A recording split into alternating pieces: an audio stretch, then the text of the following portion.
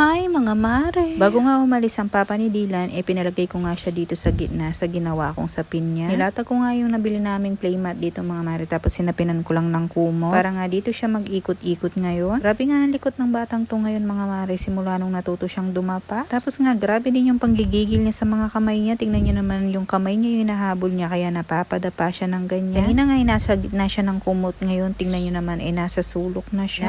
Hayaan ko nga siyang magpalikot-ikot dito mga mare, para nga pamaya masarap yung tulog niya. Paano ba naman pag napagod siya niyan, hingi siya ng daddy tapos ngayon matutulog na. Buti na nga lang talaga, hindi na kami sa taas ng kama na mamalagi ngayon at dito na nga lang sa lapag. Dahil hindi mo na talaga maiwan tong batang to, tingnan nyo naman, grabe talaga siya kalikot. At saka talagang naiikutan niya bawat sulok ng kama. Tsaka hindi mo na talaga siya pwedeng iwan mag-isa dahil baka pagkakadapa niya may untog yung ulo niya. Hindi ko alam kung napa-advance na yung pagdapa niya mga mare o ganito talagang edad yung dumadapa yung mga baby. Doon sa panganay ko kasi mga mare, hindi ko na nga natatandaan kung anong edad siyang dumapa. Dahil nga ang laki na nga gawat ng panganay ko at tsaka ng bunso ko, parang ang first time mom ako ngayon. Talagang nangangapa ako mga mare dahil nakalimutan ko na nga kung paano mag-alaga ng baby. Dahil ngayon ng sobrang likot ng batang to, kahit sa duyan hindi mo siya maiwan mag-isa. Paano ba naman mga mare, napapababa niya yung katawan niya sa duyan? Natatakot ako, baka bumaligtad yung duyan, bumaligtad din siya sa loob. Ako, sabi nga ng papa niya, mag-ready-ready nang daw ako. Hindi lang ganito yung likot niya pag nga marunong na tong gumapang at saka laglakad-lakad. Abay, itong batang pa naman ito ngayon, napakatigas ng ulo. Talagang pinipilit yung gusto niya. Tapos nung napatulog ko siya mga mare, nakalimutan ko na nga, nagugupitin ko sana yung kuko niya. Tapos nung gugupitin ko na yung kuko niya, nagising nga siya. Sinubukan ko nga siyang pinadede dyan mga mare, tapos inugoy-ugoy para nga matuloy yung tulog niya, kaya lang dumilat na yung mata niya. Pag ganyan mga mare, wala na siyang balak ituloy pa yung pagtulog niya. Tignan niyo naman kasi kahaba yung kuko niya mga mare, kaya gigupitan ko na. Hindi ko na nga siya madalas gupitan ng kuko simula nga nung nasukat ko siya. Kaya lang tignan niyo naman mga mare, nasusugatan niya. Meron na naman siyang sugat sa noo. Kagagaling lang nga niya nung sugat niya dito sa ilong, meron na naman bago sa noo, tapos meron din sa mukha. Kaya yan, binaba ko sa duyan para nga mag-burp siya. Dinapa ko siya dito sa unan, tapos sinubukan kong kukuin yung kuko niya. Kaya lang nahihirapan ako, kaya yan, kinandong ko na lang siya. Talagang pinilit ko nang magupitan yung kuko niya dyan mga mare, binilisan ko na lang para hindi siya magmuryo. Buti na nga lang nakatulog tsaka busog, kaya tingnan niyo naman medyo tahimik siya dyan.